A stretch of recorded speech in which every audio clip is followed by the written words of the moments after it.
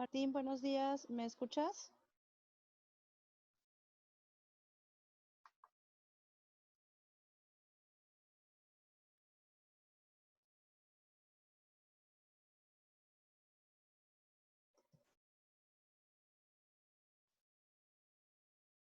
¿Sí me escuchan todos? Sí, Ok.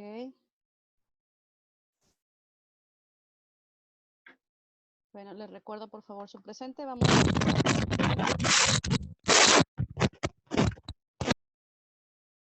a empezar por favor con la clase. Ok.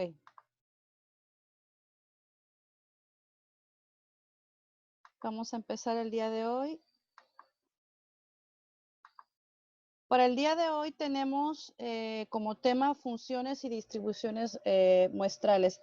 La clase anterior vimos algunas técnicas para poder hacer conteos, etcétera. En esta clase, específicamente lo que vimos la clase pasada, como les comento, vimos aquellos técnicas de conteo en cuestión de probabilística. Y lo que vamos a ver el día de hoy es la aplicación de estas técnicas en algunos casos, ¿verdad? Gráficas de algunas distribuciones. En primer término, tenemos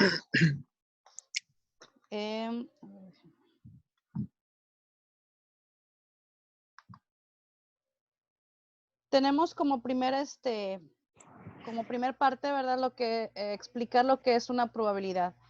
Bueno, ¿a qué se le denomina, perdón, probabilidad? Bueno, se llama función de probabilidad de una variable aleatoria discreta X a la aplicación que se asocia a cada valor de X y de la variable su probabilidad PI. Bueno, ¿qué quiere decir todo esto?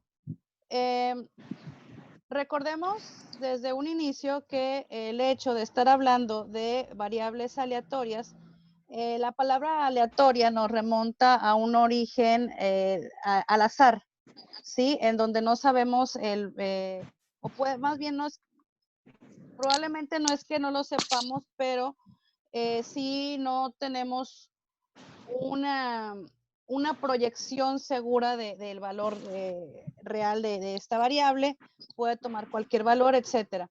Ahora bien, nos dice que esta función de probabilidad se refiere a lo siguiente. Nos está diciendo que, de igual manera,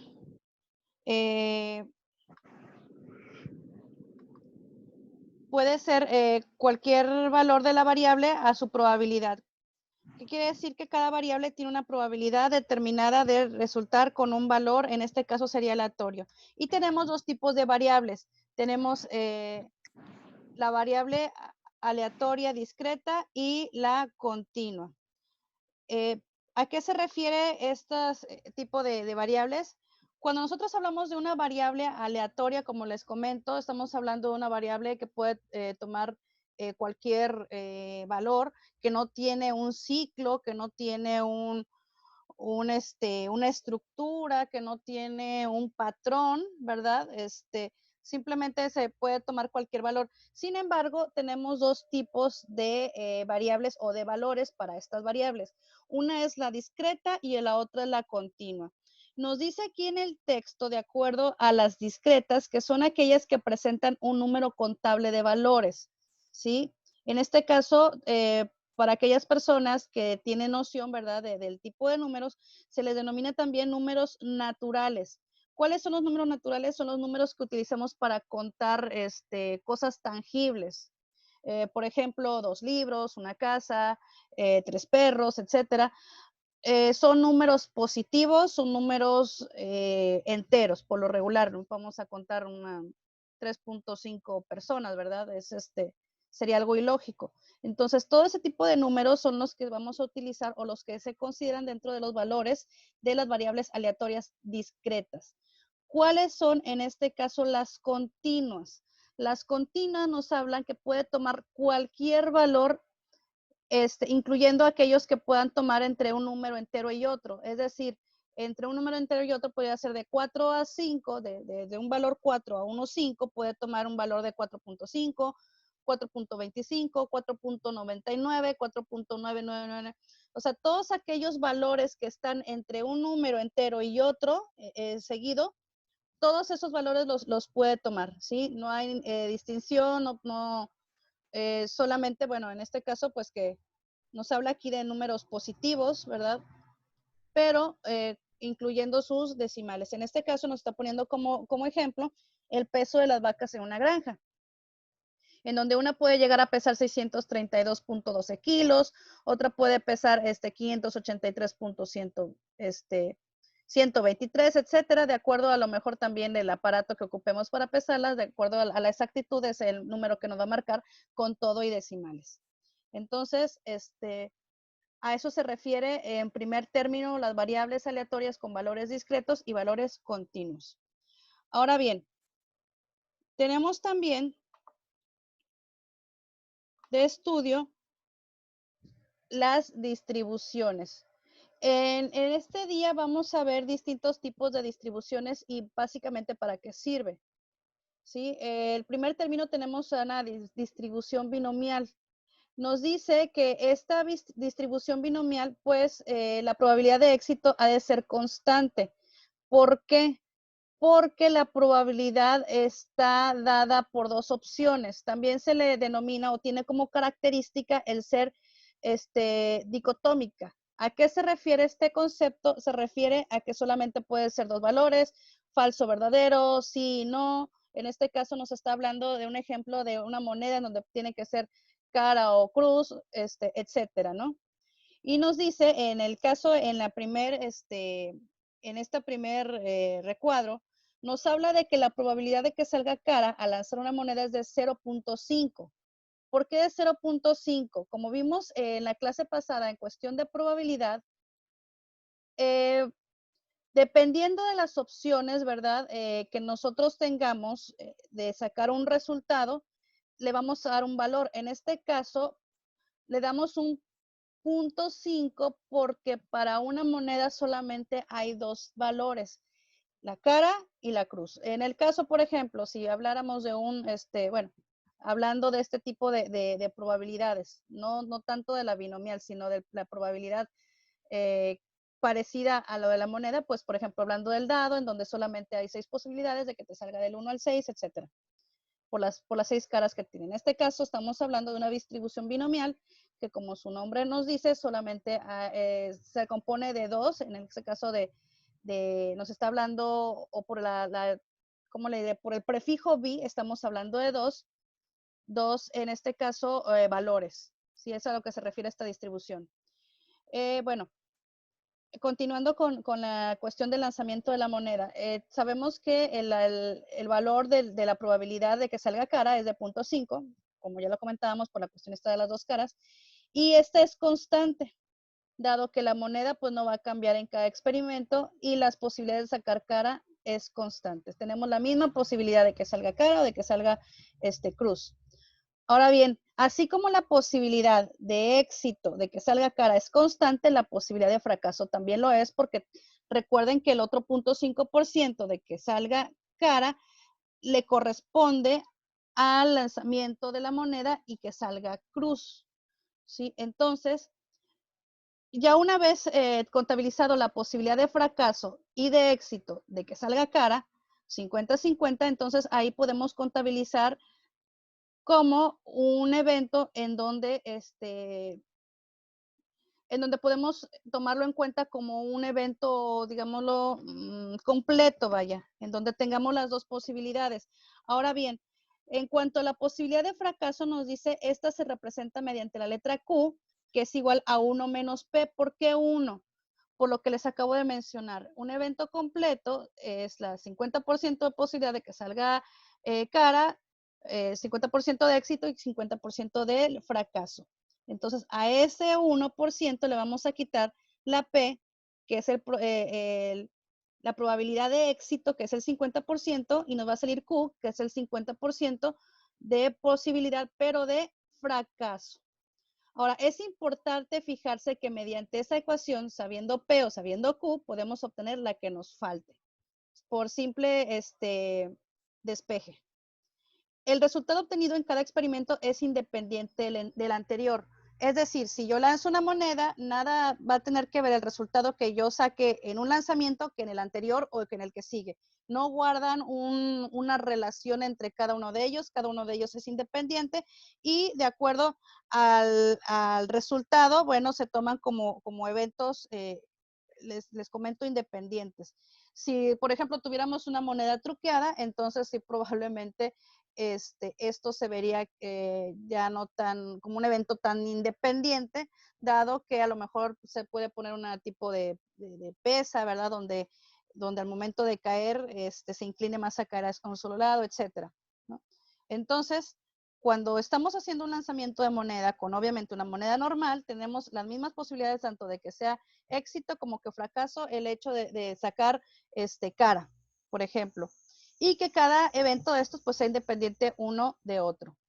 Los sucesos son colectivamente exhaustivos, es decir, al menos uno de los dos ha de ocurrir. Si, en este caso nos ponen de ejemplo, ¿verdad? Si no es hombre, es mujer, y si se lanza una moneda tiene que ser cara, pues si no cruz. Dijeran por ahí un dicho muy conocido, ¿verdad? Si no es Chana, es Juana, ¿verdad? Pero cualquiera de los dos tiene que salir. No hay posibilidad de un tercero, no hay posibilidad que no salga ninguno, etcétera. Ahora bien, la variable aleatoria que sigue una distribución binomial se suele representar como X, en donde nos representa el número de ensayos o experimentos y P la probabilidad de éxito. A continuación vamos a ver unas diapositivas más adelante, vamos a ver un ejemplo para ver lo que nosotros estamos hablando. Ahora bien, dentro de esta distribución binomial estamos hablando de dos conceptos también. Es el concepto de ensayo repetidos, que lo que hablábamos anteriormente, no pueden ocurrir los dos al mismo tiempo, tienen que ser uno tras otro, se tiene que repetir, vaya. Como siguiendo el ejemplo anterior, ¿verdad? No puede ser hombre y mujer al mismo tiempo, ni puede salir cara o cruz al mismo tiempo, ¿verdad? Tiene que ser, en este caso, exhaustivos. Por ahí comentan que si pueden oír, ¿todos pueden oír, chicos? Sí, ya, Sí, maestra.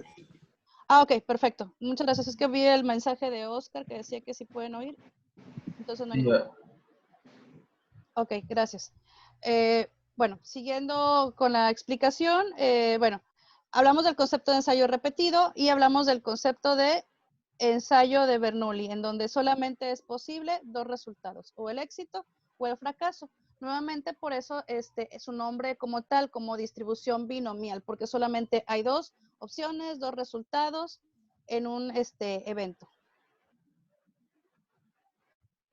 Ahora bien, después de esto vamos a ver el ejemplo. Esta fórmula que tenemos aquí es para calcular la distribución normal, ¿sí? Vamos a ver un ejemplo de cómo se demuestra o cómo se ejecuta este tipo de probabilidad para que ustedes lo entiendan. Bien, nos dice, la fórmula para calcular la distribución normal es P de X, que es igual a de N a X, que multiplica a P a la X por Q a la N menos X. Aquí en la parte de abajo tenemos los significados, obviamente, de cada uno de estos términos. Tenemos que la N, por lo regular la N siempre viene siendo como que el total de eventos, de ensayos, en este caso de experimentos. La X, pues es el número de éxitos que nosotros vamos a contabilizar. La P, como lo vimos anteriormente, se refiere a la probabilidad de éxito. Y la Q es a la probabilidad de fracaso, que ya sabemos cómo sacarla, ¿verdad? Que nos representa 1 menos la probabilidad de éxito, como vemos aquí en entre paréntesis. Y pues dando como consecuencia también esta fórmula. Ahora bien, nos dice, ya en el ejemplo práctico, dice, imaginemos que un 80% de personas en el mundo han visto el partido de la final del último mundial de fútbol. Tras el evento 4 amigos se reúnen a conversar, perdón, ¿cuál es la probabilidad de que 3 de ellos hayan visto? Primera observación, chicos. Cuando ustedes, ahorita que ustedes, les acabo de leer el problema, estamos hablando de una distribución binomial. ¿Por qué? Porque aquí la respuesta, de acuerdo a las personas que hayan visto o no el partido de fútbol, se refiere a un sí o a un no. O lo viste o no lo viste. No puede haber visto a medias o lo vi en 3/4 del partido, no. O lo viste o no lo viste. Entonces lo que queremos sacar es obviamente la probabilidad de que 3 de ellos lo hayan visto. Entonces vamos a definir las variables de acuerdo a lo que nos están dando, ¿no? N sabemos que es el número total de la muestra que tenemos, que son los 4 amigos. X es el número de éxitos, que en este caso es igual a 3. O sea, queremos saber lo que nos dice aquí, dado que buscamos la probabilidad de que 3 de los 4 amigos lo hayan visto. Entonces sería X igual a 3, que es el número de éxitos. Así que es lo que queremos comprobar. La P nos habla de la probabilidad de éxito, ¿sí? La probabilidad de éxito está dada por el 80% de personas que vieron este partido. Y obviamente la probabilidad de fracaso, como su fórmula que tenemos acá de este lado, que es 1 menos 80 o menos 1 menos 0.8, tenemos un 0.2. ¿Qué quiere decir? Que de acuerdo a la información que obtuvimos, si el 80%, de acuerdo a las estimaciones que nos da el problema, de la población vieron el partido, entonces, obviamente,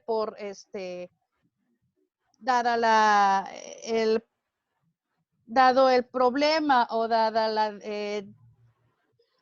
la diferencia, vaya, que tenemos con la probabilidad de éxito, entonces sabemos que el 20% pues no lo vio. Entonces sería nuestra probabilidad de fracaso.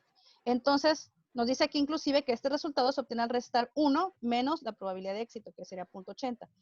Tras definir todas nuestras variables, simplemente sustituimos en esta fórmula, la fórmula de la probabilidad, en donde la probabilidad de 3 es igual a 4. Bueno, más bien, de esta fórmula nos pasamos a esta que, como lo vemos aquí, si nos vamos a la clase anterior, lo que vimos, esta fórmula es muy parecida a la que vimos con respecto a permutaciones y combinación. Chequen el tema anterior. De hecho, les puse unos problemas para que lo practicaran en cuanto a la permutación y combinación. Estamos ocupando, en este caso, los números factoriales, ¿sí? Donde la probabilidad de 3 es igual a 4 factorial sobre 3 factorial y luego que multiplica a 4 menos 3 factorial. Y también tomamos en cuenta esta parte de aquí de la ecuación. Es decir, esta de n a x lo sustituimos por esta fórmula de combinación de esta manera y este resultado lo vamos a multiplicar por lo que nos salga también con la sustitución de valores en esta parte de la fórmula de la distribución, quedando de tal manera así. Si ustedes lo llevan a cabo, si ustedes lo resuelven en su calculadora, también va a ser muy buena oportunidad para que puedan resolver o puedan seguir resolviendo lo que son números factoriales.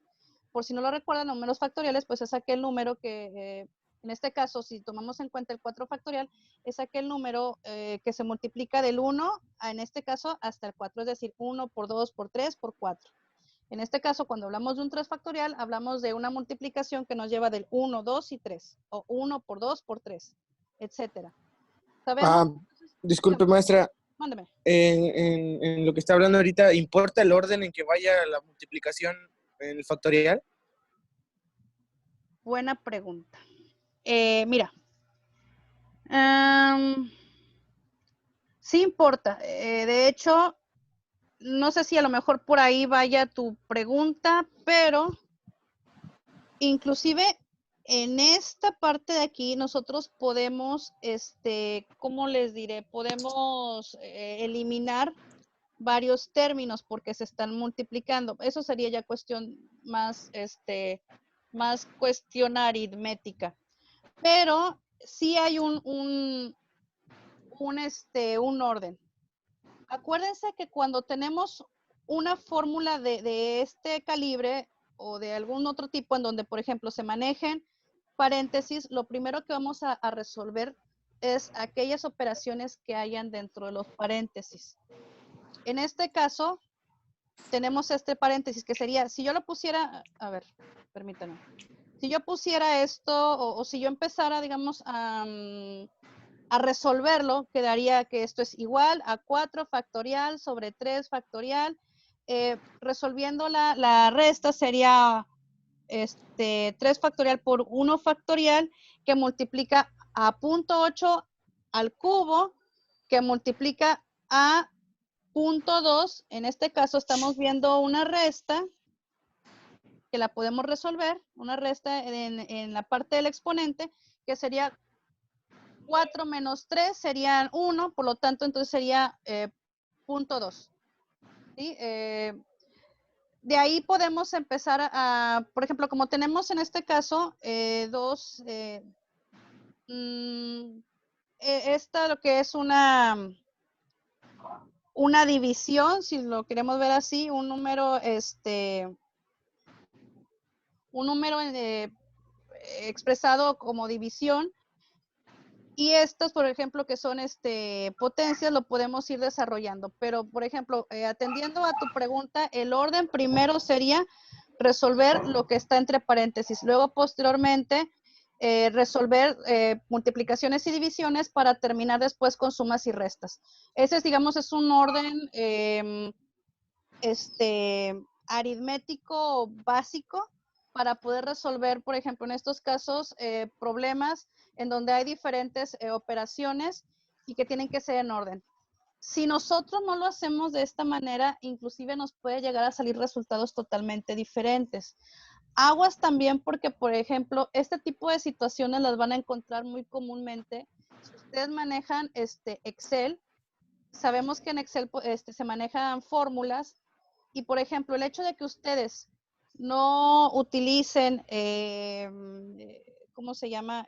Paréntesis para poder dividir una operación de otra también afecta en el resultado, etcétera. Entonces, pero igual contestando tu pregunta, sí hay un orden. En este caso, se plantean o se resuelven todas aquellas operaciones que están dentro de paréntesis, aquellas operaciones que a simple vista no nos afectan el resultado de otras operaciones, como en el caso, por ejemplo, de esta resta que está en el área del exponente, y así podemos irnos por pedazos o por tramos. Por ejemplo, yo lo que haría sería, ya una vez que resolví estos problemas o estas restas, después esto lo podía empezar a resolver, esta operación la empezaría a resolver, la tendría, digamos, aparte entre paréntesis, porque recordemos que esto está multiplicando tanto al valor de Px como al valor de Q a la n menos x, que es esto. Entonces lo tendría resuelto, lo estaría resolviendo en un paréntesis, posteriormente estaría resolviendo a la P a la X, que sería el 0.8 al cubo, y pues en este caso pues no hay mucho que resolver, porque al hacer la resta en la parte del exponente nos quedaría 0.2 a la 1, que ustedes saben que a la 1 pues es la misma base, ¿no? Y así por partes. Eso es la manera en que yo pudiera resolver, pero sí, hay un orden, como les comento, primero lo que está entre paréntesis, primero lo que se multiplique o divida, para posteriormente terminar con sumas y restas si es que las hubiera. Sí lo hay. No sé si contesté tu pregunta. Sí, maestra, muchas gracias. Ok, muchas gracias a ti. Ahora bien, nos vamos a distribución hipergeométrica. Cada distribución tiene su propia característica. En la que estuvimos viendo anteriormente, que es la binomial, estamos viendo distribución, estamos viendo eventos probabilísticos en donde nada más o puede ser una o puede ser la otra. En este caso, la distribución hipergeométrica es especialmente útil en todos aquellos casos en los que se extraigan muestras o se realicen experiencias repetitivas sin devolución del elemento extraído o sin retornar a la situación experimental inicial. Ejemplo, cuando nosotros, por ejemplo, jugamos lotería, ¿verdad? Sabemos que hay 54 barajas, que cada que se está corriendo la baraja, ¿verdad? Aquellas figuras que ya se han sacado con anticipación, no las volvemos a incluir en la baraja hasta que se termine este juego. A esto se refiere esta distribución hipergeométrica. Quiere decir que aquellos elementos que ya fueron tomados en cuenta o que ya fueron extraídos de la muestra no van a ser devueltos, ¿sí? Es más o menos la comparación o es el evento comparado a la cuestión esta de la lotería. Ahora nos dice aquí, las consideraciones a tener en cuenta en una distribución hipergeométrica es que el proceso consta de n pruebas separadas o separables de un conjunto de n pruebas posibles. Cada una de las pruebas puede dar únicamente dos resultados mutuamente excluyentes. Vamos a ver un ejemplo práctico. De esta manera, dice, puede aproximarse por la distribución binomial. ¿Por qué? Porque pues, nos puede dar dos posibilidades denotada como bi, siempre y cuando la población n sea grande y al menos 10 veces mayor que la muestra m. En este caso nos quedaría de esta manera. ¿Sí? Ahorita, como les digo, a lo mejor siempre las cuestiones vistas, o al menos en un caso muy particular, como una fórmula es más entendible al momento de verlo prácticamente. Vamos a verlo aquí. Dice, supongamos una máquina que produce tornillos y los datos acumulados indican que el 1% salen con defectos. Entonces nos dice aquí que en una caja con N, que es una mayúscula, que son 500 tornillos, el número defectuoso será de, en este caso, si nosotros sacamos el 1% de 500, entonces estamos, digamos, de acuerdo a este dato, estamos suponiendo que solo 5 de 500 tornillos tienen un defecto, o tienen defectos, ¿sí? Sin necesidad nosotros de ver tornillo por tornillo, gracias a la indicación que nos está dando, gracias a que tenemos el número total de tornillos, podemos saber, sin necesidad de verificarlo uno por uno, aproximadamente cuántos tornillos hay con defectos. Recuerden, chicos, todo esto que vemos aquí, por ejemplo, este dato acumulado nos indica por experiencia que puede haber un 1% de los tornillos con defectos. ¿Sí? Estamos hablando de probabilidad. Recordemos el término probabilidad, que es digamos, la ocasión o la oportunidad de que algo pase. No estamos hablando con seguridad, pero, sin embargo, sí nos permite dar un acercamiento o dar una proyección o deducir un resultado de acuerdo a eventos anteriores o experiencias anteriores, como en el caso de esto. Ahora bien, dice, probabilidades mediante la distribución hipergeométrica. Ya no, vamos a ver, de acuerdo a la distribución nominal, como veíamos en un principio, ¿verdad? Aquí la pregunta es, ¿están defectuosos, sí o no? Que si lo vemos de esa manera, estaríamos hablando de una distribución binomial. Sin embargo, esta hipergeométrica la vamos a ver cuando haya una población grande. En este caso, pues grande representa 500 tornillos. Ahora dice bien, probabilidades mediante la distribución hipergeométrica. Nos dice que supongamos que de esa caja, es decir, de esa población, tomamos una muestra de 60 tornillos. Es decir, de esta población, que son 500, vamos a tomar una muestra de 60 tornillos.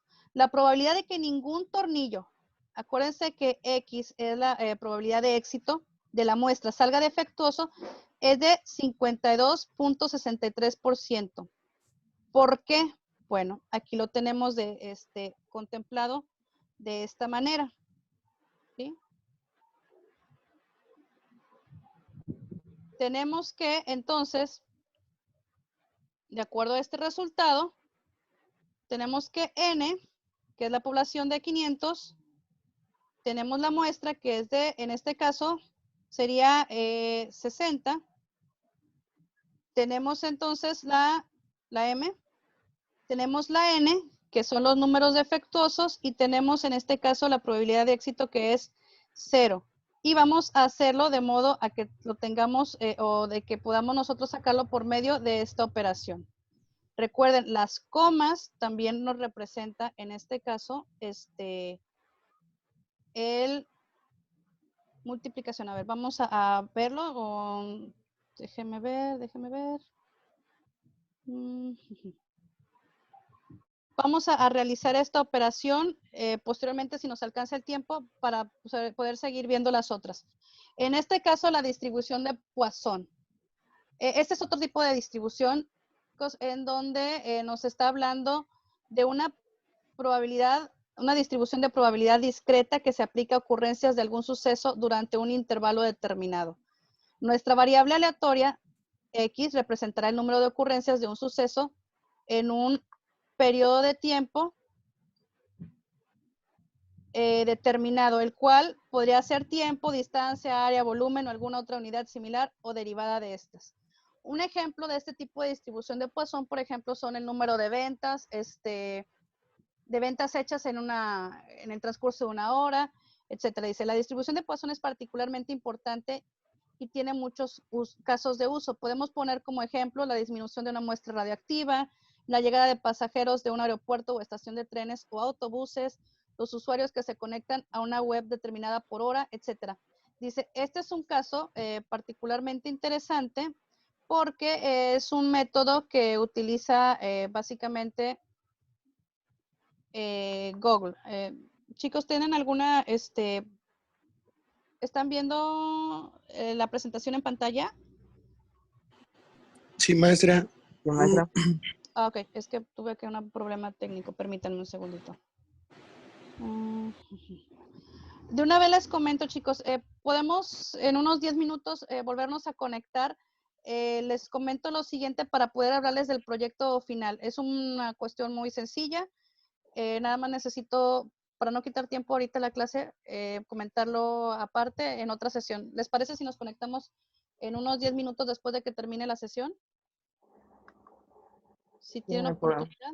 Sí, no los voy a quitar Sí, mucho. sí, maestra. Ok. Bueno. Ahora bien, este tipo de distribución de Poisson está dada por esta fórmula, en donde ya estamos ahorita manejando términos, como lo vimos anteriormente, de media, de desviación y de varianza, ¿sí? Dice, cierta enfermedad tiene probabilidad de producir tantos eventos exitosos, por decirlo de alguna manera, lo que en medicina se le denomina como prevalencia. Y yo creo que probablemente esto sería un método que se estén utilizando ahorita en la actualidad.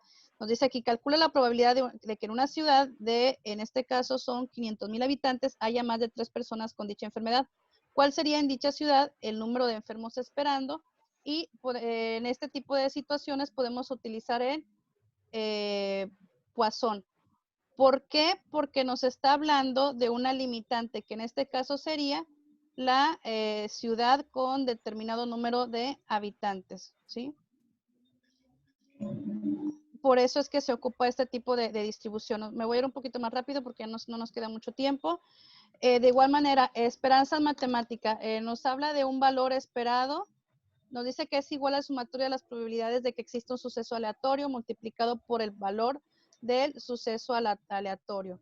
En esta esperanza matemática la utilizamos en aquellas disciplinas en la que la presencia de sucesos probabilísticos es inherente a las mismas. Por ejemplo, disciplinas como la estadística teórica, física cuántica, la econometría, que ustedes más adelante la van a poder estudiar, la econometría, que son procesos tanto estadísticos como probabilísticos aplicados en la economía, en donde hay muchos procesos o muchas situaciones económicas particularmente, o en los mercados igual financieros, en donde las variables están ligadas a la probabilidad de que pase una cosa o que pase otra, etcétera.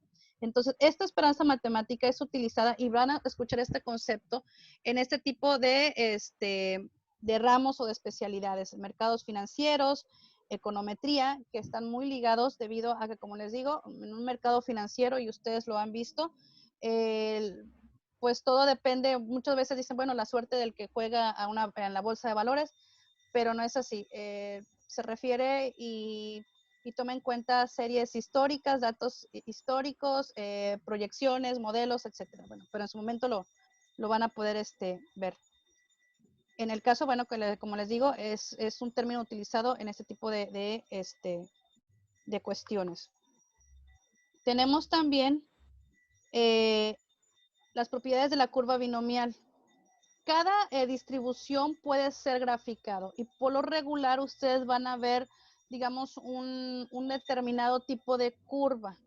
En este caso, la curva binomial nos refleja aquí, consiste en un diagrama de barras similar a los obtenidos en la función de probabilidad, pero que van a ir variando su forma en función de los valores de n y de p.